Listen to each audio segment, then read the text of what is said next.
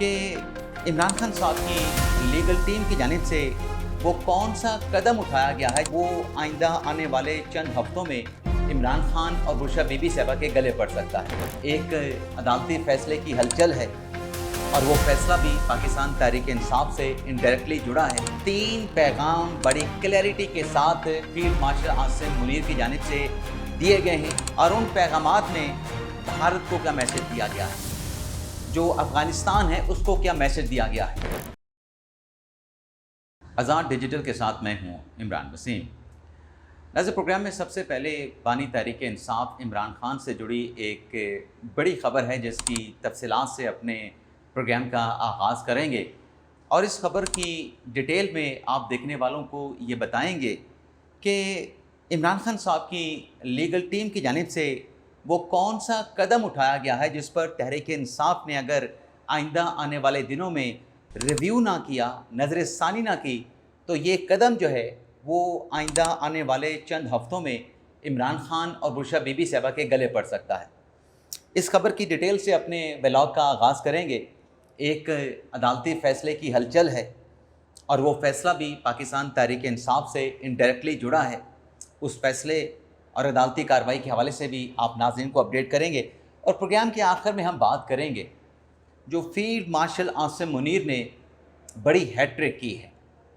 3 पैगाम बड़ी क्लैरिटी के साथ फील्ड मार्शल आसिम मुनीर की जानिब से दिए गए हैं और उन पैगामात में पहले तो वो 3 पैगाम क्या हैं और उन पैगामात में भारत को क्या मैसेज दिया गया है, जो अफ़गानिस्तान है उसको क्या मैसेज दिया गया है। और फिर इन्हीं पैगामात में एक मैसेज जो है फील्ड मार्शल आसिम मुनीर का अपनी मुसल्लह अफवाज के लिए भी है। वो पैगाम है कि तैयारी रखो, जो हालात बन रहे हैं उन हालात के पेश नज़र पाकिस्तान की अफवाज को हर वक्त हर दम तैयार रहना चाहिए। तो ये पैगाम क्या था एक्चुअली, इसकी डिटेल भी आगे चल के आपके साथ हम शेयर करेंगे। लेकिन प्रोग्राम का आगाज़ करने से पहले आपसे दरख्वास्त के चैनल को सब्सक्राइब कर लें, बेल आइकॉन का बटन प्रेस करें। वीडियो पसंद आए तो इसे लाइक और शेयर ज़रूर कीजिएगा। नाज़रीन, आप जानते हैं कि बानी तहरीक इंसाफ और बुशरा बीबी साहबा यानी इमरान खान साहब और बुशरा बीबी साहबा, उन्हें जो सज़ा हुई जज नासिर जवेद राना साहब की अदालत से, अकाउंटेबिलिटी कोर्ट से 190 मिलियन पाउंड केस में अब अपीलें जो है वो इस्लामाबाद हाई कोर्ट में चल रही हैं। अपीलों पर जो आखिरी समाअत हुई थी उसमें सलमान सदर साहब ने मोहलत मांगी थी कि हमने चूँकि सुप्रीम कोर्ट में अपील दायर कर दी है तो हमें हतमी दलाइल देने का ना कहा जाए, क्योंकि ना हमारी इमरान खान से मुलाकात हुई, ना हमारी बुशरा बीबी साहबा के साथ मुलाकात हुई। और अगर हम सरफराज डोगर साहब के बेंच के सामने यानी हाई कोर्ट के सामने हतमी दलाइल का आगाज़ कर देते हैं तो फिर सुप्रीम कोर्ट में हमारी अपील जो है वो बेमायनी हो जाएगी। अब ये जो 18 जून को इस्लामाबाद हाई कोर्ट में समाअत हुई है, इस अदालती कार्रवाई का ऑर्डर सामने आया है और इस तहरीरी ऑर्डर ने आंखें खोल के रख दी हैं। आंखें किसकी खोली हैं? इमरान खान साहब की लीगल टीम की और पूरी पाकिस्तान तहरीक इंसाफ की। अब इस ऑर्डर में जो कि 1 पेज का है, जिसमें यह कहा गया है, बल्कि आखिरी मोहलत और अल्टीमेटम दिया गया है खान साहब की लीगल टीम को और इमरान खान साहब को भी, बुशरा बीबी साहबा को भी। इस्लामाबाद हाई कोर्ट ने ऑर्डर में ये लिखा है कि ये आखिरी मोहलत है, इस मोहलत के बाद मज़ीद जो है वो वक्त दोनों मुजरमान के वकला को नहीं दिया जाएगा। और ऑर्डर में कहा गया कि लतीफ़ खोसा साहब अदालत के सामने पेश हुए। लतीफ़ खोसा साहब पाकिस्तान तहरीक इंसाफ का हिस्सा हैं। आप जानते हैं साद रफ़ीक के मुकाबले में कामयाब होकर मेंबर कौमी असम्बली बने थे, तो रुकने पार्लिमान हैं। लेकिन अदालत ने लिखा है कि उनका वकालतनामा, लतीफ़ खोसा साहब का वकालतनामा जो कि इमरान खान साहब और बुशरा बीबी साहबा का अप्रूव करदा है, अदालत के रिकॉर्ड पे मौजूद है। अब हम और आप जानते हैं कि इस नोयत के केसेस में इमरान खान साहब के जो लीडिंग कौंसल होते हैं वो सलमान सफदर साहब हैं।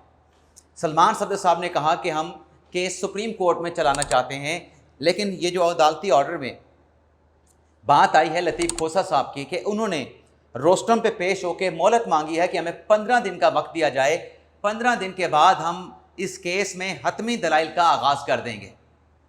तो अदालत ये कह रही है कि चूँकि लतीफ़ खोसा साहब ने 2 हफ्तों की मोहलत मांगी है और उनकी तरफ से ये कमिटमेंट दी गई है, यानी यकीन दहानी कराई गई है कि 2 हफ्तों के बाद तारीख नहीं मांगेंगे, बल्कि जो मरकज़ी अपीलें हैं, मरकज़ी अपीलों पर उनकी तरफ से, इमरान खान साहब के वकला की तरफ से, अब बात टेक्निकल समझें, अदालत ने ऑर्डर में लिख दिया है कि लतीफ़ खोसा के वकालतनामे भी रिकॉर्ड पे मौजूद हैं इमरान खान साहब और बुशरा बीबी साहबा की तरफ से। अदालत ऑर्डर में लिख रही है कि अगर कोई वकील पेश ना हुआ, आर्गूमेंट मरकज़ी अपीलों पे ना दिए गए, जो यकीन दहानी करवाई गई है उस पर अमल ना हुआ, तो फिर नैब को सुनेंगे, नैब की प्रोसिक्यूशन टीम को सुनेंगे और उसके बाद जो दस्तयाब रिकॉर्ड है, जो शवाहिद हैं, उनका जायज़ा लेके हम इस केस का फ़ैसला कर देंगे। लेकिन तारीख़ अदालत ने नहीं दी, 2 हफ्तों की मोहलत तो दी।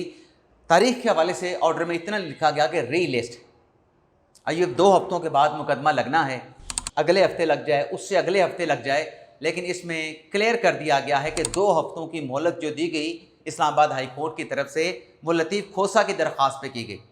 और जैसे मैंने कहा कि लीडिंग काउंसिल हमेशा सलमान सफदर साहब होते हैं, ये पहली मरतबा देखा गया कि इस नोयत के केस में लतीफ़ खोसा साहब पेश हुए और उन्होंने 2 हफ्तों की मोहलत भी मांगी और 2 हफ्तों की मोहलत मिल गई।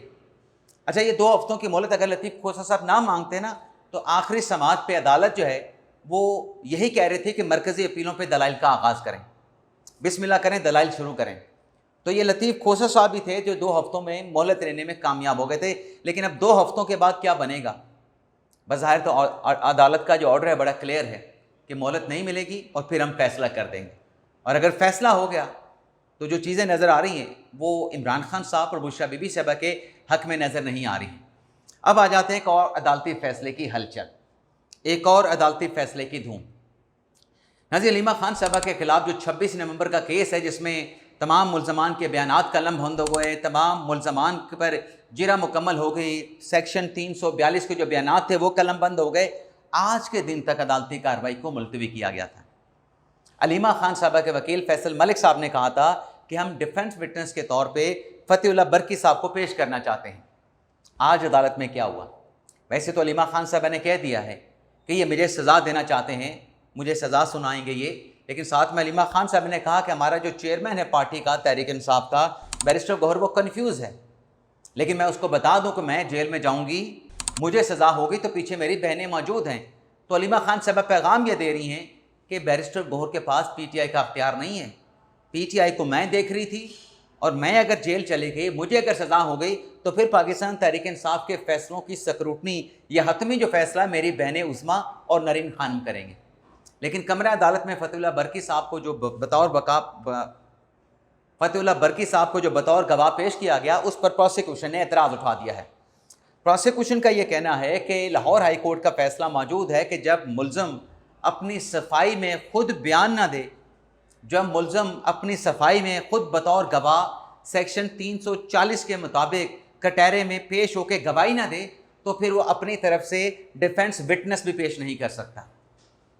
लाहौर हाई कोर्ट का फैसला ये कहता है कि अगर मुल्ज़म सेक्शन 340 का बयान कलमबंद कराता है, बतौर गवाह हलफ लेके स्टेटमेंट देता है, तो फिर वो अपने दिफा में गवाह ला सकता है। तो प्रोसिक्यूशन ने कहा कि चूँकि हलीमा खान साहबा ने सेक्शन 340 का बयान ओथ पे नहीं दिया है, बतौर गवाह वो कटहरे में नहीं आई हैं, तो फ़तेहुल्लाह बरकी जो है उसे बतौर गवाह एक्सेप्ट नहीं किया जा सकता, कानून इसकी इजाज़त नहीं देता है। तो ये आग नई कानूनी बहस जो है वो कमरा अदालत में छिड़ गई है, जिस पर हलीमा खान साहबा के जो वकील हैं फैसल मलिक साहब, उन्होंने आइंदा की तारीख मांग ली है कि मुझे इस कानूनी नुक्ते पे तैयारी करने और अदालत को मामनत करने के लिए वक्त दिया जाए। तो 2 दिन का अदालत ने, यानी 48 घंटों की मोहलत दे दी है अदालत ने हलीमा खान साहबा के केस में। वैसे तो हो सकता था कि आज फैसला आ जाए, यानी आप कह सकते हैं कि जो फैसला होना था हलीमा खान के केस में वो 48 घंटों के लिए टल गया है। तो अब नाज़िम बात कर लेते हैं जो फील्ड मार्शल आसिम मुनीर साहब की सरबराही में जो कोर कमांडर कॉन्फ्रेंस हुई है। अब इस कॉन्फ्रेंस का जो एलामिया जारी किया गया वो कल शाम को टीवी चैनल्स पे, मीडिया पे ब्रेकिंग न्यूज़ के तौर पे चला, और चलना भी चाहिए क्योंकि उसमें बात ही ऐसी थी। जो मैंने हैट्रिक का जिक्र किया, दरअसल इस एलामिया से मैंने 3 बड़ी बातें निकाली हैं।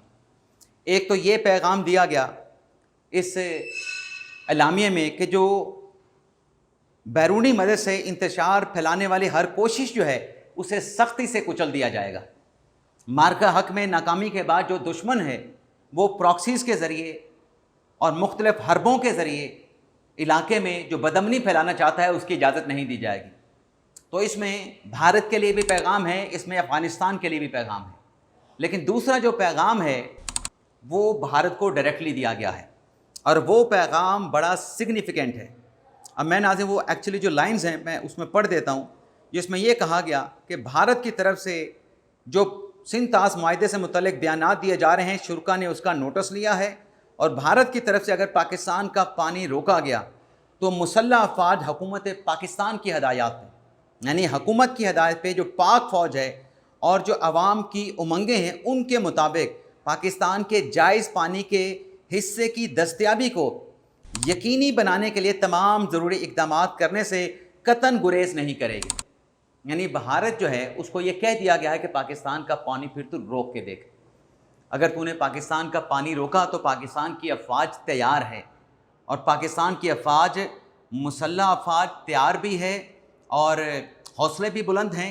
जैसे कोई ऐसा कोई कदम उठाया गया भारत की तरफ से तो हुकूमत ने इजाज़त देनी है, अवाम की उमंगें फ़ौज के साथ होंगी तो फिर पाकिस्तान का जो पानी है जो भी रोकेगा फिर उसको पूरा सबक सिखाया जाएगा और पाकिस्तान के हिस्से का जो पानी है उसकी दस्तयाबी को हर हाल में यकीनी बनाया जाएगा।